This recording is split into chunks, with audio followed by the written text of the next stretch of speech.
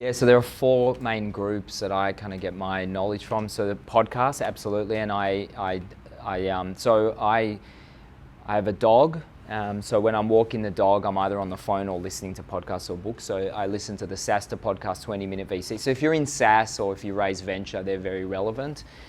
What were they again? Just in case. SaaStr, the SaaStr podcast, and 20-minute VC. They're both Harry Stebbings is the host, but SaaStr in particular, if you're into sort of fast growth startup journey. Books, but I listen, so I have an Audible subscription, listen to books, and The Hard Thing About Hard Things by Ben Horowitz is a great example, and I listen to books about personal, my own growth. So there's a book now called Range, How Generalists Triumph in a Specialized World, which made sense of my whole life, or books about specific topics. So that's the second one. The third one is I talk to people and get advice. I get energy from people, not necessarily a group, but one-on-one. So I other founders, and that's just the best. That's the only people who know what you're really going through. So we catch up and coffee and beer, and just like you can talk freely and feel safe. And then my wife, who just seems to, without knowing 90% of the facts, just seems to land at the right answer.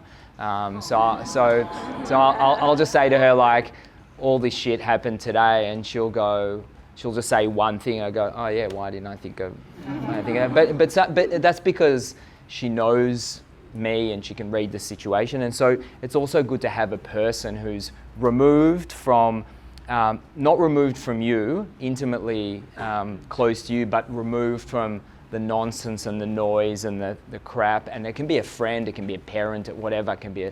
But just kind of has a really healthy dose of common sense and a bullshit filter, and can just say to you, well, why haven't you fired that person? You've been whinging about that person for 6 months. I'm sick of hearing about it. And sometimes that's that, like, well, that's the reason. You don't need any more reasons to. So that's kind of, that's where I get my inspiration and knowledge. But I will say that I'm constantly consuming, constantly reading and listening, every single day of my life at the gym, and I'm constantly educating myself. And I've had to become a subject matter expert in things I knew nothing about, because I'm a founder and we can't hire all these people. So I've had to become. So educating yourself is a pursuit that will pay off every single time, and it's necessary if you're going to if you're in the company making business. You have to continue to do that, because you just don't know what is going to happen.